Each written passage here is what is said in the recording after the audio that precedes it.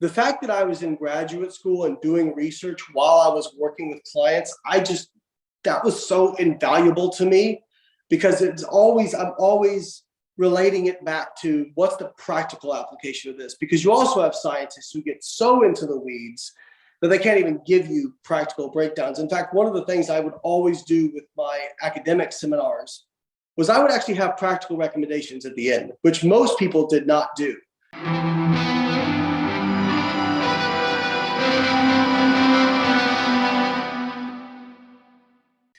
Hey friends, I have had an idea for many, many years. I've got a white project board over here that I have all the things that I want to accomplish in the next several months or years.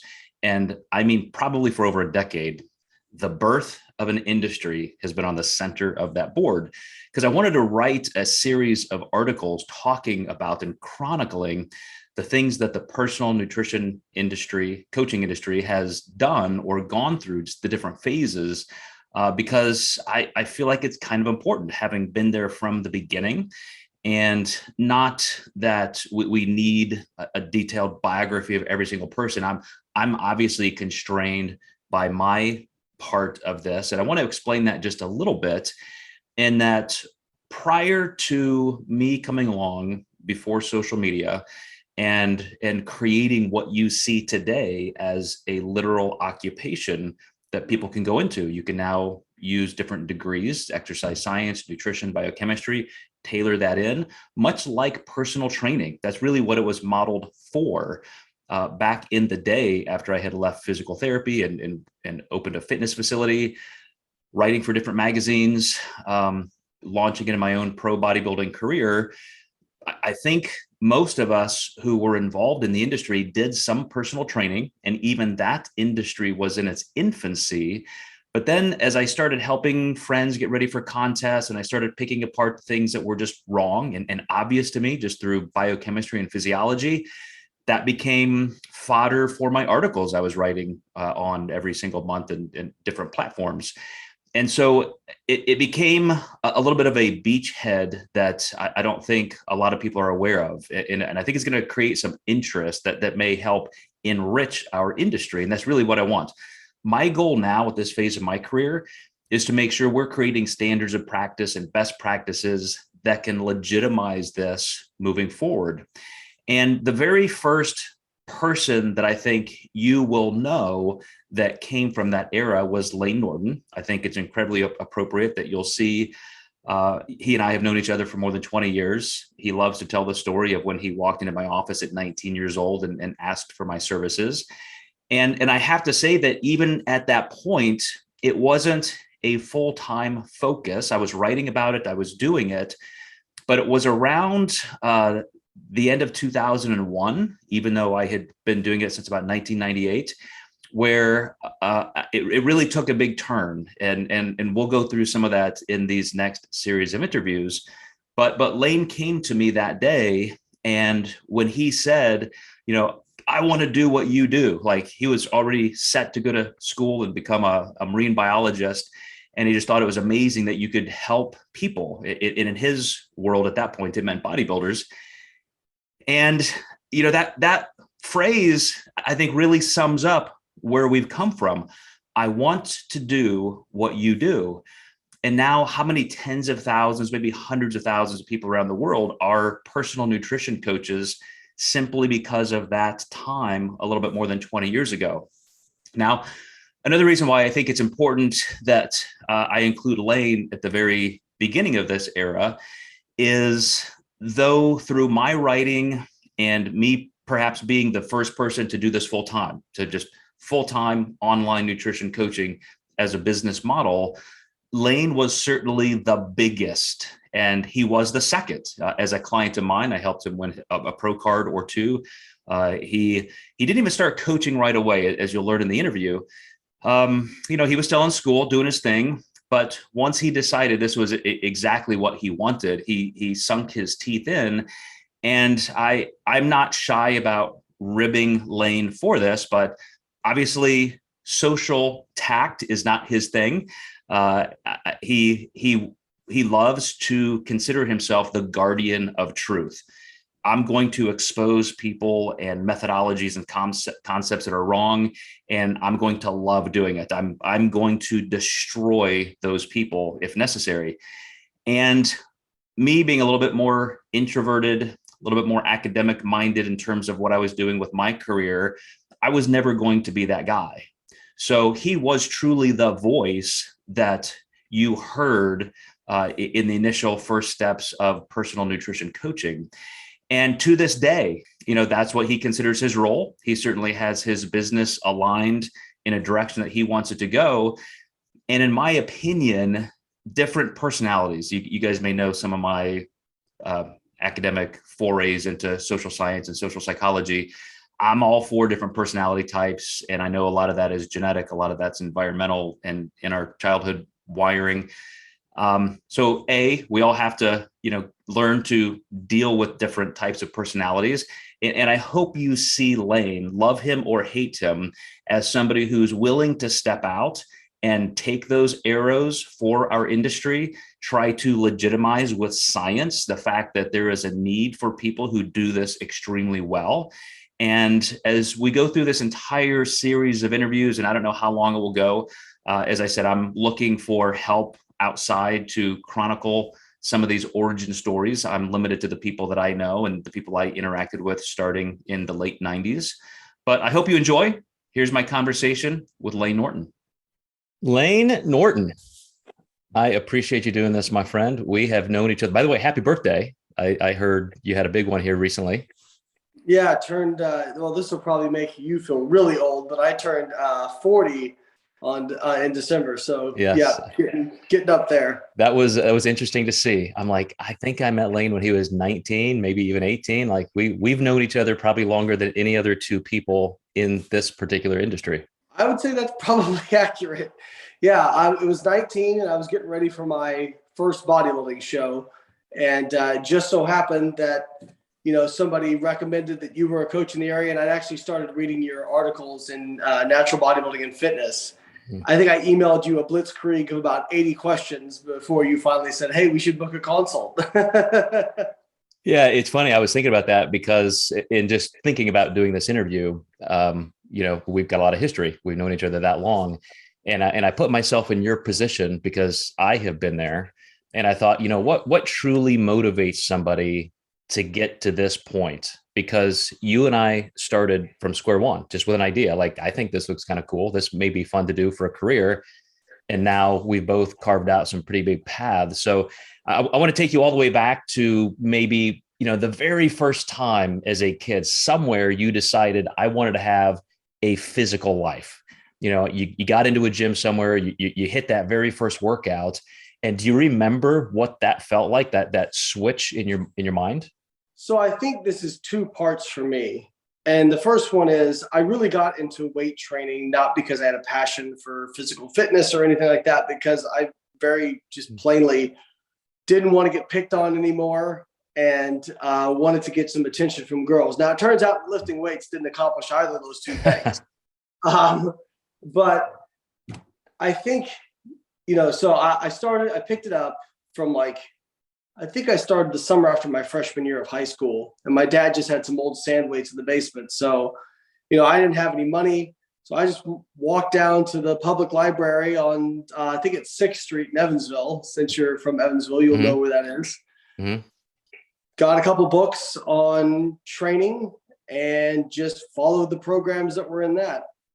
And so all I had was a barbell and some dumbbells, and one of the barbells, still remember the sand weights were leaking, so they had duct tape around the sand weights. So about as humble of a beginnings for resistance training as you can get, and did that, saw some improvements. Then I FJ Wrights, where I went to high school, offered weightlifting as a class. And so I took that for gym class or physical education, and made some pretty decent progress. And then I got my first girlfriend, stopped lifting because, hey, why am I doing this anymore? Mission accomplished. Yeah, exactly. This is the end goal. And then she broke up with me, and then I picked it back up. And I actually, interestingly, when I picked it back up I was 17 and I went to a seminar that they had for Bigger, Faster, Stronger, which was a very popular kind of high school and college lifting program at the time. And I mean, to be honest, not a terrible program. Had some elements of periodization to it.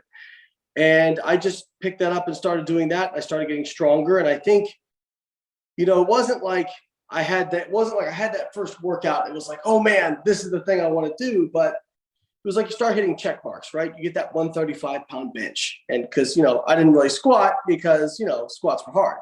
And then I got like a 200-pound bench. And then by the time I was a senior, I hit a 300-pound bench. You probably remember me wearing my 300-pound bench shirt everywhere in my office, man. First impression. Yeah. So I played baseball through high school, and really, I liked the competitive aspect of things. Interestingly, I would not define myself as like a fierce competitor. I was more worried about not striking out when I got up to bat than I was, doing something awesome. And weightlifting is one of the things that really changed that mentality over time. But I think somewhere just along that process of, setting a goal, hitting that goal, setting another goal, hitting another goal, having some really small setbacks to work through, I think that is what built my love for it. And honestly, I put up a story on Instagram the other day. I said, weight training just taught me so much about life. And I said, if you don't take any other lessons out of resistance training, you really have missed, because there's so many things that are euphemism for life, because you're going to have setbacks. I have people ask me all the time, how do I not get injured? I'm like, stay in bed. That's pretty much how you can avoid, pain, getting injured. And then even when you're older, guess what happens if you're sedentary? You're going to have pain. So yes. I always tell people you're better off being strong and having pain than being weak and having pain.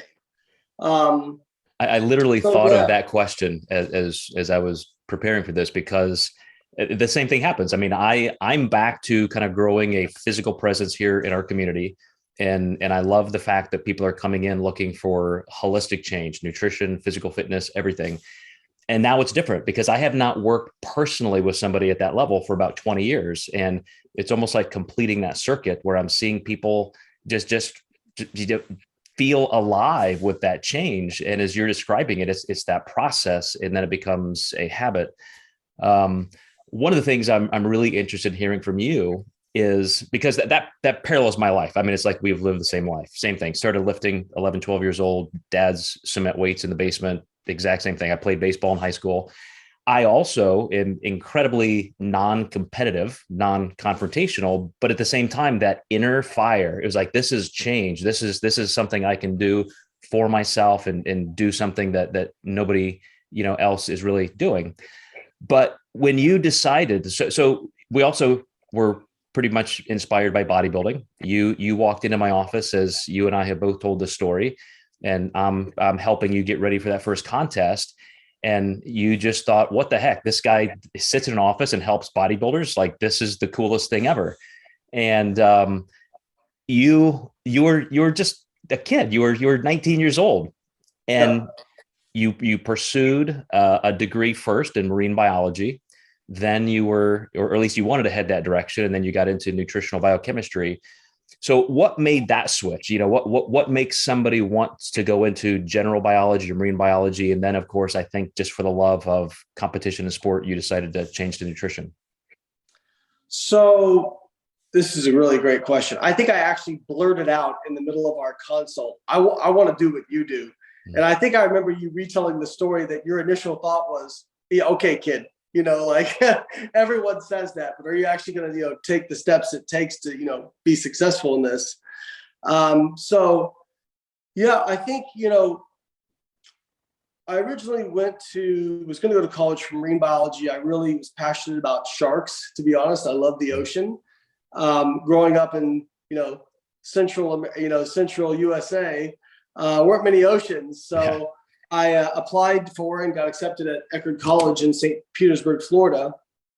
And when I got there, I had some really good mentors. Like I got really fortunate with just fantastic professors. And one of them was Dr. Chris Schnabel.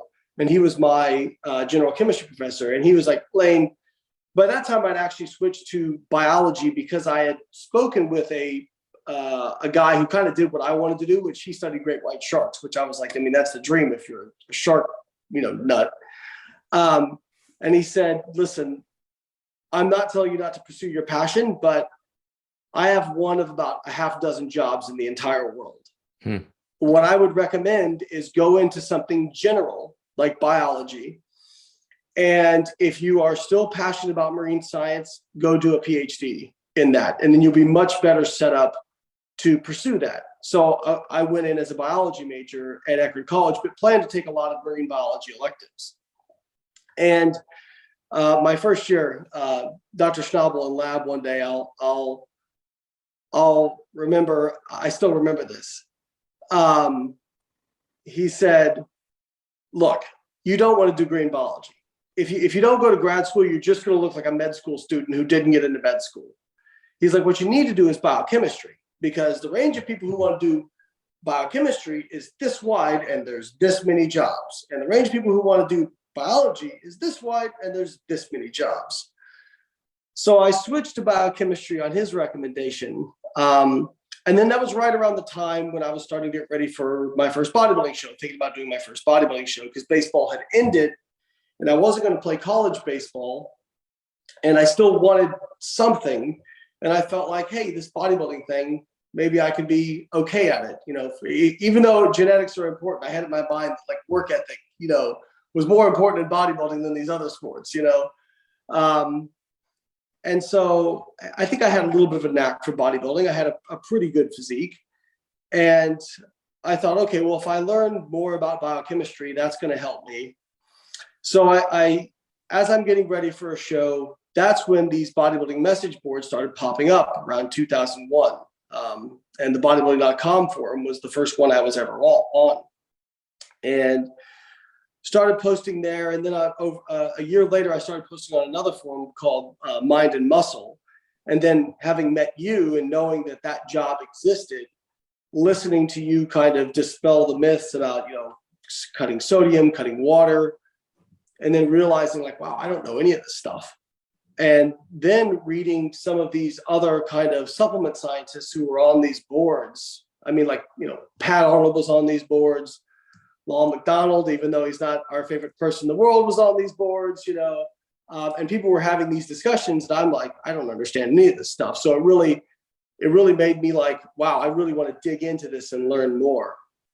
So I think that was the impetus, just feeling like I didn't know enough. And then by the time I was a junior in college, my professors were asking me, my advisor was named Dr. David Grove. He was the organic chemistry professor, also fantastic.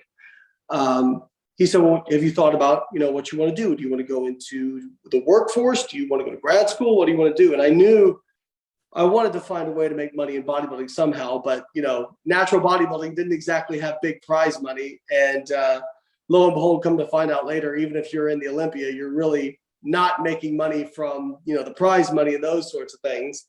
So I didn't really want to be a personal trainer. I didn't really want to, I liked it, but I didn't feel like that was my calling. And at that time, if you wanted to work in the bodybuilding space, your options were basically personal trainer, start a supplement company, start a gym. Or compete and get sponsored. And those were it. And I was like, well, I don't see myself, getting any of those anytime soon. So I said, you know what, graduate school would be a really great way to delay the real world. And, if I get a master's or PhD, regardless, hopefully I won't be sitting in the unemployment line. So that was, people were like, oh, did you always have this dream to be a PhD and this and that? I said, no, not really. It just kind of how it unfolded. To your credit, I'm going to tell you one of the things that I think really shows an incredible set of ethics that I saw in you early. And I also never set out to make this a career or create any form of this industry. It was just kind of serendipitous. Because I was writing for some of the magazines and I was putting forth this information that was a little bit contrarian and counterintuitive to the mainstream stuff, people were getting interested and they were asking me if I would help them. And so just all of a sudden I'm creating this business model that I didn't even know, could exist. Pretty soon I've got 200 250, 300 clients. It's such a job and a revenue stream that, I basically have to construct the rest of my company around this, which I had never even wanted to do. And when I asked you at some point, because again, I didn't even see it as a field. You were already in graduate school. I think you and I together had, won a pro card or something. Like you had in your career, you had 2 or 3 pro cards. And I said, Layne, why don't you do this? Like, instead of doing something else while you're in school, I mean, do you realize you could be coaching some clients and you could make some money like that and, take a little pressure off of your school type stuff? And you said, no, I'm not ready. I'm not ready. I'm not going to do this until I've graduated. And I said, well, why? There are all kinds of idiots out there doing this. And, you're already up here. And you said, no, I'm just going to keep helping people, bodybuilding.com, forums like that. This also was kind of pre-social media as it is known now. And I just thought, man, that is a guy who truly, has a heart in the right place. And that temperance, I think, is something that people may not recognize, in your beginnings. Yeah, I think, for me, I held off on taking clients till 2005. That's when I took my first client. But before that, I can still remember, like, I'd be on my computer and I'd have instant messenger open and I'd be like instant messaging with people, helping them, because people knew me from writing articles from bodybuilding.com and they knew me from the forums. So they would add me on instant messenger and whatnot. I'd help them. I'd be getting emails from the articles I'd written. I'd help those people, but I didn't feel like work. I enjoyed it. That was something that I just loved. And, people would even offer to send me money, like, oh, can I pay you for this? I'd be like, it was almost like I enjoyed it so much, I felt bad getting paid for it. You know what I mean? And then I was like, well, I don't have a degree yet. I didn't finish my biochemistry degree. And then once I finished and got into grad school, I was about probably like 9 months into graduate school and just realizing the demands of grad school. And it was like, you know what, I don't want to stop doing this, but if I'm going to be taking time doing this sort of thing, I need to get paid for it. And I'm going to start charging. Now, when I say that, I think I charge like $10 a week to start. I mean, just something obnoxiously cheap. And it's funny when people used to complain about my prices, I'm like, well, listen, I'm Coca-Cola now. If you wanted the Winn-Dixie price, you should have, bought when I was Winn-Dixie. You know what I mean? Like, I'm the brand name now. So you're going to pay brand name prices because you're paying for all the work I did for basically free back in the day. Yeah. And so that's one of the things I tell people, like when they're talking about like our coaching team or something, well, I want to work with you. I'm like, well, that's fine, but then you're going to pay that premium price, whereas you could work with somebody who's a diamond in the rough that would be great for you, that you're not going to pay so much for. But I understand it. Like some people, they realize that a Lexus and a Camry are the same car, but they still want the Lexus, so it's funny how it works out. But this was all organic. There was no like marketing, nothing like that. I just started helping people. They did well. They told other people. They did well.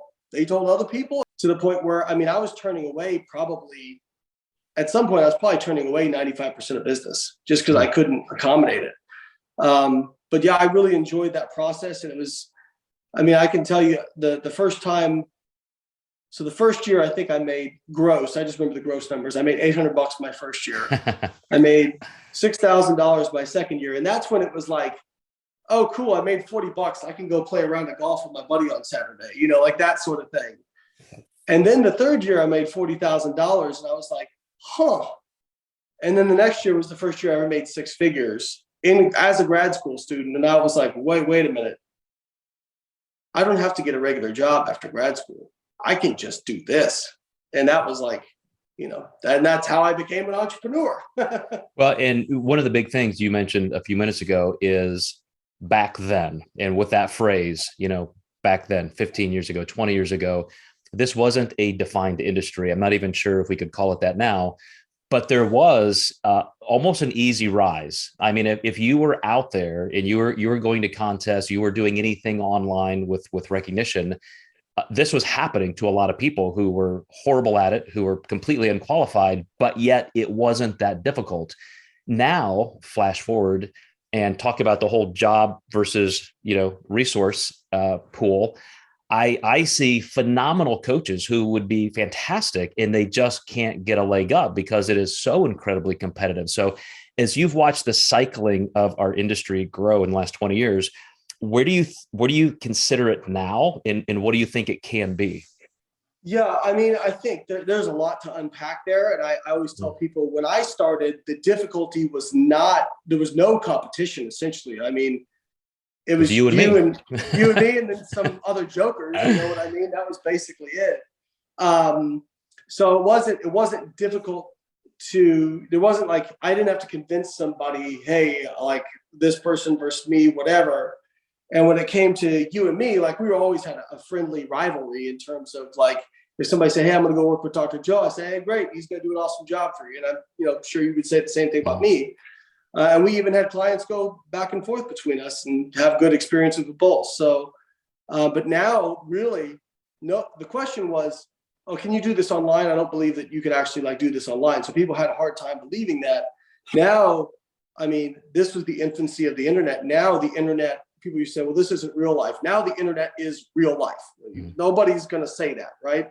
Yep. So people understand all this stuff can be done online. The problem is now you have, over 100,000 people, if not more, who do this. I mean, I've even like coaching is the easiest thing to fake being an expert at.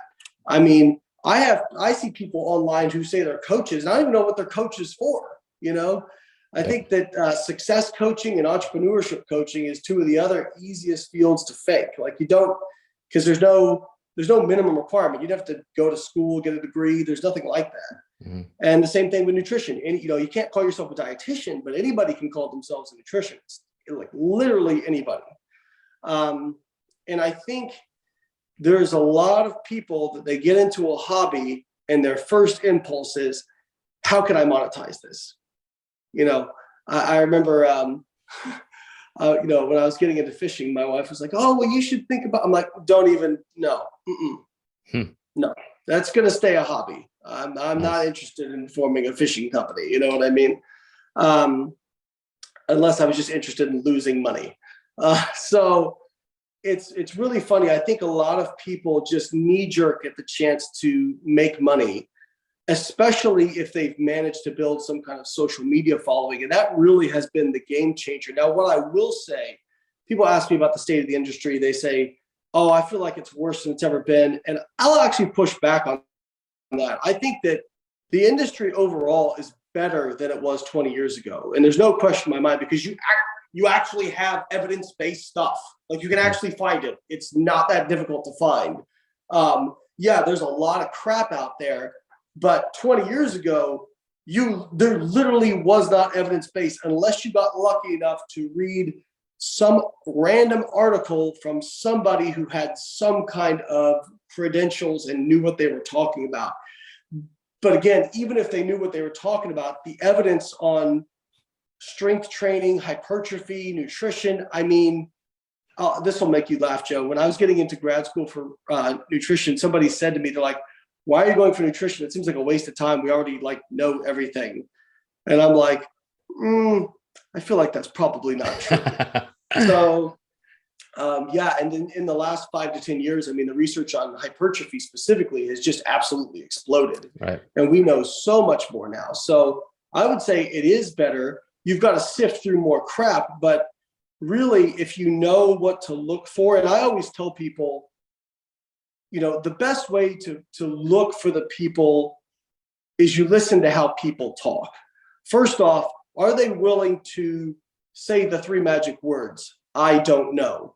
It's really an interesting dichotomy that the people you should trust are the people who actually seem unsure. Mm-hmm. That's who you should trust. That's real science. If somebody always has an answer for, it's like, if you go to a good financial advisor, does anybody out here think a good financial advisor is just like, yep, this is the one investment everyone needs to do, and this is the way it works, and you're going to turn 50% profit in 3 months? I mean, that sounds really attractive, but based on what I know about finances, I would say that if that was the case, just everybody would be doing it, right? And then ironically enough, there'd be so much money, it'd all be devalued and it would be the same position anyway. But regardless.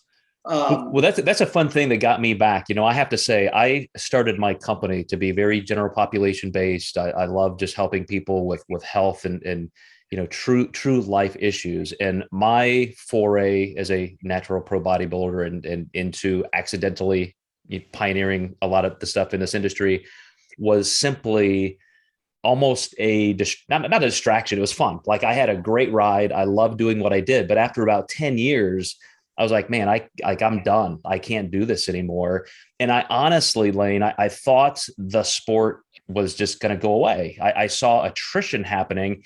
And so I checked out for about a decade, and I just went back to doing what I was doing with my company and franchising. And then all of a sudden, here comes you, here comes Eric Helms. All of these people start, Jeremy Lenicky, everybody's all of a sudden creating these labs and doing real research. And then they bring in men's physique, and then they bring in bikini. And it's like, all of a sudden the whole industry goes sky high in a good way. Like you said, there is so much happening right now that I just had to kind of jump back in. I'm like, this is fun now again. And I truly credit to you. Like, a lot of people know our story, how we both started in Evansville, Indiana. You were, a 19-year-old client of mine. I probably had about a decade or so head start, but that was pre-internet. You took the baton and you took it into the social media age. And that was a huge part of expanding the entire industry to the point it is today. And I mean, that's how much of in infancy our industry is still in. It's literally less than 20 or maybe 20 or so years old. And I'm curious now, because I think you are known as the guy, at least I say this about you, like Layne just wakes up looking for a fight. Like, who am I going to get online and beat the hell out of today?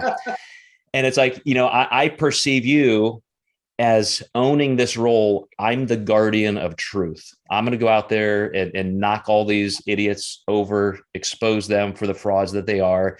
And that's my job. I'm going to keep the industry on this track that I think it needs to go. So how do you feel about that? Is that something that you literally have intent to do, or is it just your personality and you just can't help but pick these people off? It's really funny because I'm actually a very non-confrontational person in day-to-day life. So I think it's kind of my alter ego. But I will say that it definitely wasn't an intentional thing, where it's just, my wife's very funny. She said to me, she's like, you have a lot of nuance with certain things, but when it comes to the truth, you are very black and white. And I think with me, I think what happened was the following. I think I would see things being promoted that I knew it's like, well, if you've got like 5 studies that directly contradict what you're saying, like, this is pretty clear cut, right? And so I would kind of challenge people on that, and just the lack of ability of most people to hold a logical debate is really terrifying, to be honest. In fact, I said to my wife one day, I said, am I really, really smart? And this is just like average, like the average, like kind of way that people think? Or is the average person really, really, really dumb? Because like, I just can't imagine that this is normal. And she's like, I think you are really smart, but I think you also need to realize that the average person just doesn't, there's no, most people don't know even the fundamentals of logic and evidence and hierarchy of evidence, when you're comparing different evidence. And one of the things I heard that I really agree with is that if we meet somebody, we talk to them, we can get a pretty good assessment of, on a particular subject, where their knowledge ranks compared to us. We know pretty quickly if they're more knowledgeable on a subject than we are. What we're really bad at doing is, if 2 people who are more knowledgeable than us disagree on a topic, we are really horrible at picking which one is the more knowledgeable of the 2. And usually we just end up defaulting to whoever fits with our bias the best. So I think for me, I started like challenging some of these status quo. I mean, like as well, challenging the status quo in bodybuilding of, cutting water, cutting sodium. Even if you're not confrontational about it, other people will become confrontational about it because you're challenging this sacred cow, right? Yep. So for me, whenever somebody makes a claim, this is just purely a result of me I had a fantastic PhD advisor, Dr. Don Layne, me being in that lab with other really smart graduate students and throwing around these ideas and just having so many ideas get the legs cut right out from under them because, well, you haven't considered X, Y, Z, or, well, what about this study? Or, we would even try something that, some of the most interesting stuff I found in my PhD was directly in contrast to what my hypothesis on the topic was. And so I changed the way I did things. I changed my mind on certain topics. And so when I would present people with that and they weren't willing to change their mind, I'm like, what is kind of wrong with you? Why wouldn't you want, like, if I'm wrong on something, that's actually a beautiful thing, because that means if I'm right about everything, then I've already maxed out. I'm already doing the best I can possibly do. I actually love finding out I'm wrong about something, because then it's like, okay, that's another thing that we can optimize, right? But I think people are so held to dogma that they start challenging us or me. And so I would be willing to engage with that, not always with the most cordial way. And I think over time, now I can tell you exactly what happens from doing this. And I will say, back in like 2013, I just had it with the coaching industry. And I started just basically calling people out by name because I was just sick of it, because I saw what was happening to people in terms of, mostly with eating disorders. Mm-hmm. Just people were so petrified of, literally, you can find an expert that pretty much for every single food out there will tell you why this is going to kill you or keep you fat or whatever. You can find it with almost anything. Mm-hmm. And so I just saw the damage this did in terms of eating disorders, food anxiety. I'll never forget, I had one girl who was 16, and her old coach had her take T3, and it destroyed her thyroid function. And she basically had to be on thyroid hormone the rest of her life. Mm-hmm. And it's like, there's no governing body. There's nothing like that. And to me, I'm like, all right, I'm kind of a capitalist. So I'm like, what would capitalism say? Well, capitalism would say, if these people are crappy, then enough people will find out and won't use their services. So I became known as somebody who wasn't afraid to rock the boat, wasn't afraid to call people out. Now I don't look for this stuff. People send it to me. I get 500 DMs a day with, have you seen this? Have you seen this? Have you seen this? Have you seen this? And, but I do think that it may sound biased, but I do think it's something important. And I really take my role as kind of the fact checker of the industry very serious. And even in, if I'm debunking somebody who's, intermittent fasting, making crazy claims about intermittent fasting, I'll still be sure to say, hey, there's nothing wrong with intermittent fasting if you want to do that. Like, it's not like it's a terrible way of doing things. It's just not, it's important we understand why things are working. Yes, it works, but it's not working for the reason that this person is saying. And so it's important to understand that, because context matters. I see a lot more of that in you now than 10 or so years ago. And I'll say this, just this week, I told somebody when we were talking about parenting, I said 90% of parenting is just saying they'll grow out of it. Just chill out. They'll be fine. And I remember this distinctly, Layne. You'll laugh at this one. When you were like 25, 26, 27, and people would sometimes send me things that you had said, like, Joe, can you, like, is this right? What's Layne doing here? And I'm like, don't worry. He's only 26. He'll grow up. He'll grow up. Don't worry.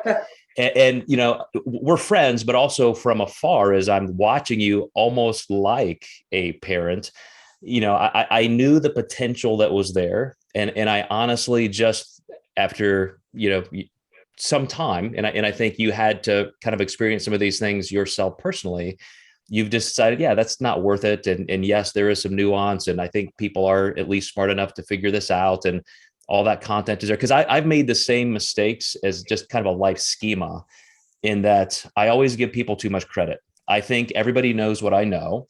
And I think they know, and I think they're where I am. So like, I'll get tired of talking about a topic because like I talked about that 10 years ago, like we're here now. And yet there's a ton of people who are still back here. And I tend to forget that. So there's always room for new people. I had a video chat with a new client just a few hours ago, and she's in IT, moved from Silicon Valley to Manhattan, and she's, a shaker and a hustler, and she's living that life. And again, I think, okay, well, she knows this stuff. And it's like, no, she's asking the most basic questions that somebody who's never even read an article about nutrition should know. And that's okay. We still have to create that information flow for everybody. And I think, this reminds me of something that I say to people, just the fact, very, very smart person, right? Obviously very driven. That does not always carry over. And it doesn't even always carry over in science. People say, well, this guy's an engineer. He wouldn't believe bull crap. And I'm like, the hell he wouldn't. Of course he would. Like even me, I'm PhD in nutrition, but if you get into the weeds with me on vitamin C metabolism, I'm gonna be out after like 2 mechanisms. You know what I mean? Like you can only you have to narrow your focus so much. Most of the stuff I think about is in the context of, I've branched more into overall health now, but mostly what I'm looking at is body composition, which tie together a lot more than people think, to be honest. But this is how you get people say, well, what do you think about this doctor saying this? I'm like, well, there's 2 options. One, he's just a scumbag trying to make money, which is probably quite a few of them. And 2, doctors don't get nutrition training. Physicians don't get nutrition training. And even then, there are PhDs in nutrition who I've been like, that's insane what you just said. How can you say that? And so I think what I tell people is like, really try not to have like sacred cows when it comes to, like, there are people with bachelor's degrees in nutrition or people who don't even have nutrition degrees who I've seen be really good coaches and who really, but they have that scientist mindset. They're very skeptical. They understand that everything has nuance, and they're looking at that gray area and understanding it. By contrast, I've again seen people who are PhDs. I mean, we saw them on like the documentary, The Game Changers, just saying insane things about nutrition that aren't even remotely true. But again, it's when it's your bias. I always say, everybody says that they care about data until they come across data that conflicts with their bias, and then they don't care about the data anymore, right? So I have bias, of course, like anybody. I think the one difference with me is I'll usually be honest about that. Like, for example, when I say I went to grad school trying to find more reasons to eat more protein and eat it more frequently. And I came out eating less protein a little bit less frequently, not that protein's bad, but I just was overkill, I think that was my first master's thesis as well. So I think that it's really like, it's so important to have self-reflection and just be, really skeptical about, what do you really know? What do we really know? And, back in the day, I used to get excited when one study would come out and show something. And now I'm like, okay, wake me up when there's 10 across multiple laboratories and there's been several meta-analyses, and then I'll start getting excited, right? Exactly. Because, and I think people immediately jump to, well, if studies conflict, that means that one lab must just be fabricating data and they're scumbags paid off by industry. And that's not it at all. I think that, people don't understand study design, and 99% of the time when a study finds something that's contrary, or as the mainstream media will say is contrary, you can, if you know the methods, you can go into the methods and you can say, oh, well, this is why they found this, because look at what they're categorizing as high protein versus low protein, or look at the population they used, or look at the duration. You can find those things and better understand it. But of course, like, that's really hard for the average person. And so I think for the average person, it's difficult because they do need to find some experts that they trust in order to be able to distill down that data. And so what I'll always say is, one, nobody's perfect. Everybody's going to be wrong, myself included. Two, really look for people who, again, are willing to say the three magic words, I don't know, stay in their scope, recognize when if they do go outside their scope, that they acknowledge that they are outside their scope. I do that all the time. Like somebody asked about injuries. Hey, not a physical therapist, not a spine specialist, this and that. Here's what I understand from the current literature, but you should go see an expert, right? Mm-hmm. Those sorts of things, like, and always putting context and nuance, because I'll get questions of, what are your thoughts on X? You know, what are your thoughts on intermittent fasting? And it's like, okay, so usually an expert will ask you a question back. Okay, well, for what? Are we talking about for fat loss? Are we talking about, like, what context are you asking? Okay, you're asking about for fat loss. Well, it's fine for these reasons. It works for these reasons. These might be the drawbacks. These are the plus sides. And it boils down to a lot of your personal preference, you know? So when you have somebody frame things like that, and they're not just saying meat, bad, carbs, bad, sugar, bad, you know, when you've got somebody making blanket statements like that, I mean, you've got to be really careful. I mean, I very, very, very rarely do I use very strong terms like that when I'm describing things in nutrition. And that's a key. And I'm interested, you've already said, you know, I had this professor who I loved, this guy changed my life, this professor, this thesis committee or dissertation chairman. How much do you value formal education? If you were talking to a kid today, or even to yourself back then, would you say this is worth it, pursue it, because it's going to enrich you more than just reading books and watching YouTube videos? Yeah, I mean, I think, so I have an education bias. I think that it's great. Now, people will say, you don't need to go to school. You can find everything out on YouTube. And I'll say, well, good luck, you know, weeding through the slop. Same thing, but like when people say, why should I buy your book? You have so much free content online. I'll say, yeah, but you know, that's true, but this is distilling it into something, you know, palatable, that's, you know, one spot.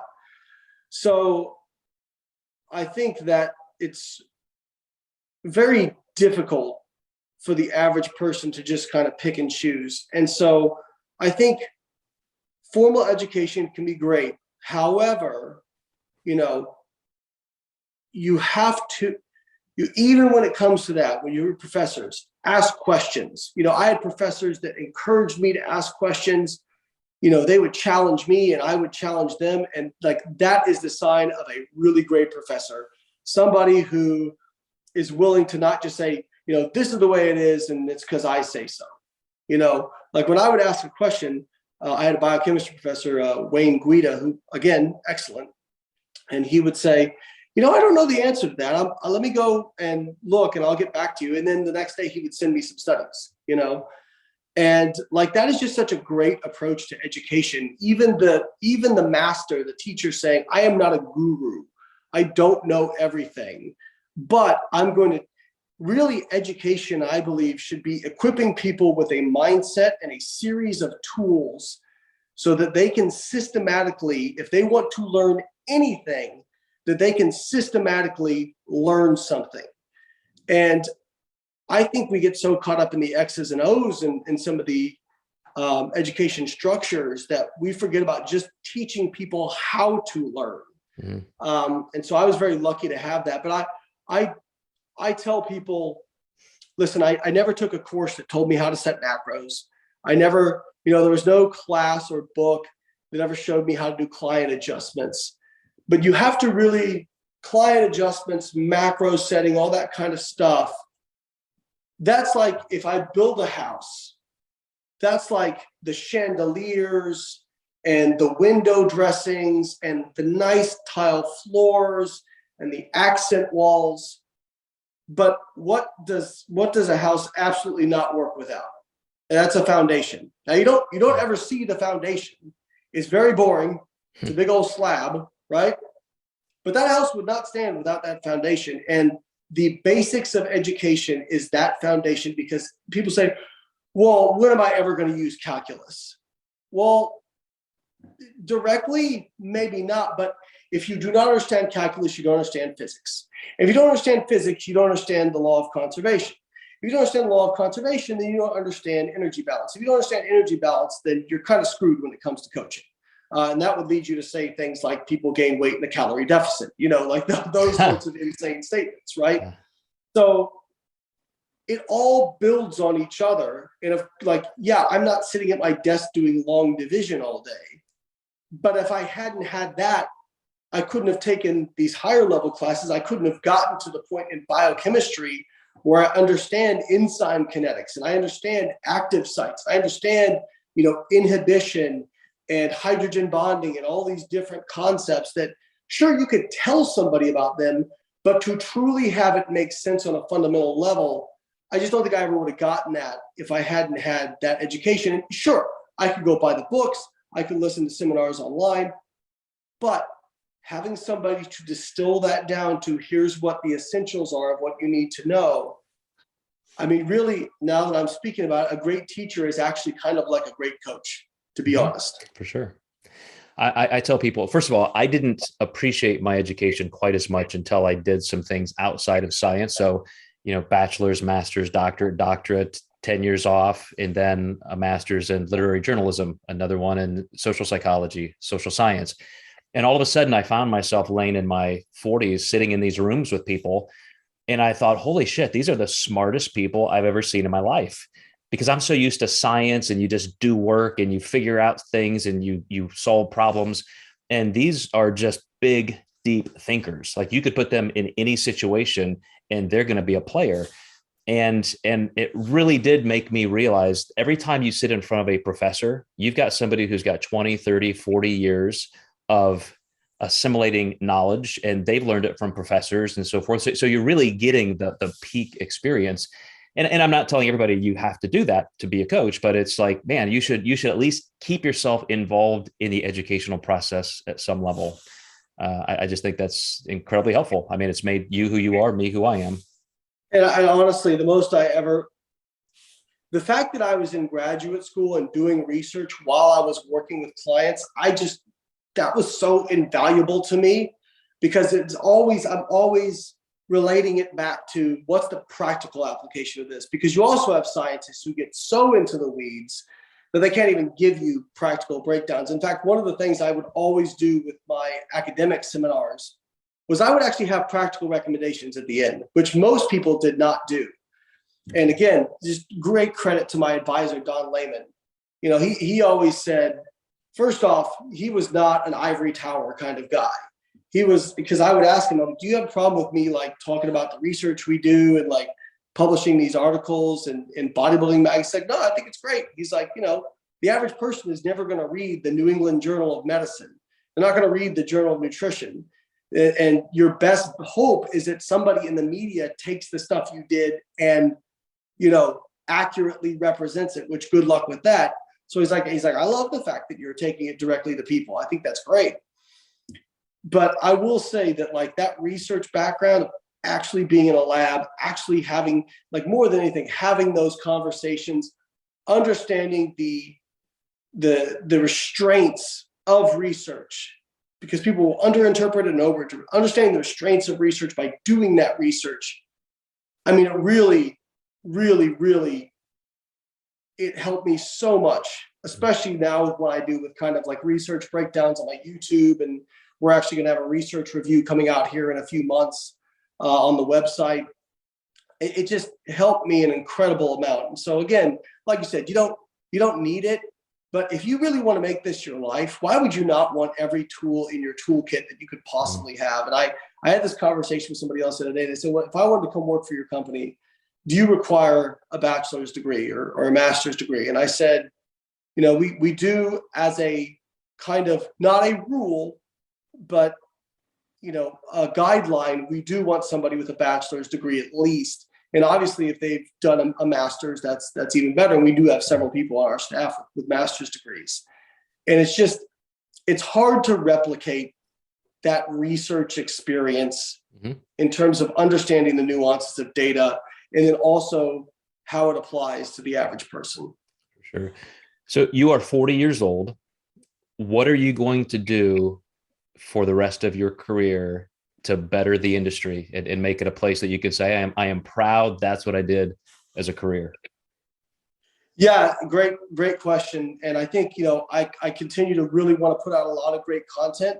I would love to actually be able to get on, it's funny because even though I've become an influencer, my goal was never to become famous or anything like that. It was, but now I recognize that the value of that is I can reach more people with a message.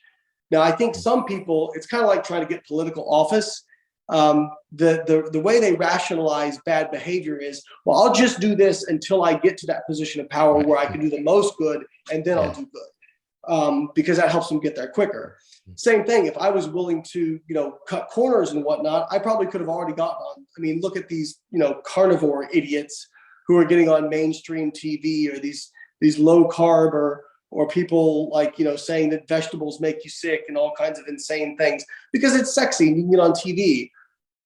I could do that and then say, well, if I get this big following, then I can do the most good. But by then you're so corrupted that you're no longer the same person. So I've really tried to stick with my ethos and build it slow. And I'll tell people, I'm like, you think I blew up overnight? I mean, Joe, you have seen the slow climb. It has been a slow climb. It's never been, I got on the Joe Rogan podcast. I got a Joe Rogan podcast that helped a little bit. I got a little bump from that, but it's been slow and steady. And so now we are focusing on, okay, we're trying to get on more of these big podcasts. We're trying to get on more like a TV show, that sort of thing, because the message has been consistent. It's been blemished, that sort of thing. I do think it could help a lot of people. So that's one big goal for me. And you will be the guy who does it. I can assure you that. I hope so. I mean, I tell people there's better scientists out there. There's smarter people out there. There's people who have more successful bodybuilding careers. There's people who have had more successful powerlifting careers. And there's people that are better on camera. But I don't know anybody that does all of them as well as I do, And I also think when it comes to like taking complex information, especially in like a live seminar, a live setting, complex information and distilling it down for the average person in a way that's entertaining, I truly believe I'm the best in the world at that. So one of the things I want to do is actually create, and we're working on it with, I'm working on it with Dr. Bill Campbell at USF, is create a certified, coaching academy for coaches. I know you did something similar, and there are a few options out there, but the difference, ours will be 100% body composition focused. So it'll be, if you want to coach clients for modifying body composition, for physique coaching, whether it's competitive or non-competitive, which really, most people, they may say they're interested in their health, but most people want to look better naked. That's their, and if they get healthier along the way, they're happy with it, right? So that's what we want to do. We want to construct that framework with, hey, here's the information that is absolutely essential, and we're gonna try and teach you how to think. So that's one thing. Awesome. And then obviously, like our app that we've put out, that's hopefully the tool that could get in the hands of millions of people one day, and really be hey, I don't have to spend, $500 or $1,000. I can spend, $10 and get help that I need in terms of, lifestyle behavior modification and, nutritional help. And we've got a few other projects in the pipeline. I don't want to say too much, but there's a Hollywood actor who we may be partnering with, who has a really incredible story. And we would like to create a series of products with his help. And he fits our ethos and all that kind of thing. So that would be an incredible opportunity. And it would be something that could help a massive amount of people. So really, I mean, at the end of the day, we want to help as many people as possible. And, I truly believe that we have a great team to do that. My wife is an incredible person, like in terms of like, she's kind of like the softer, friendlier version of me. And she has such a passion for helping women. Like it's what she does for women is truly incredible. In fact, she is in such demand she is the best coach I've ever seen.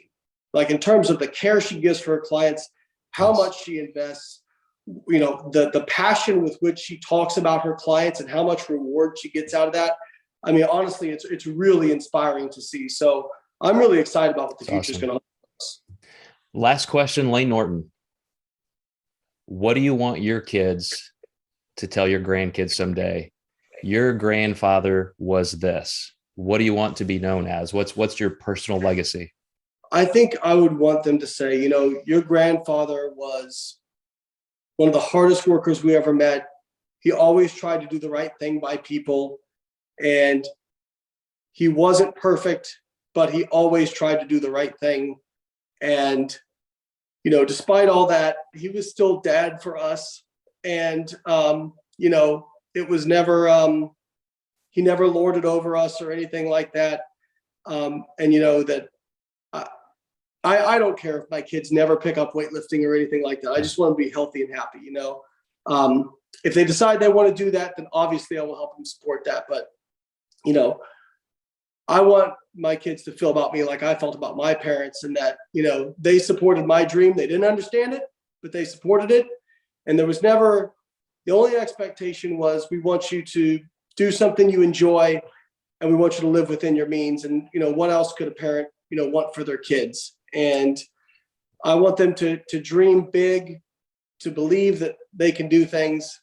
And I want them to feel like their dad supported them. So that's what I would love for them to say about me. I love it, man. And I feel it. My 4 kids are amazing. They're grown. I now have a 1-year-old grandson. And, that's why these questions mean something. And so I love that we've been friends for 20 years, man. I hope we get more than 20 more after this.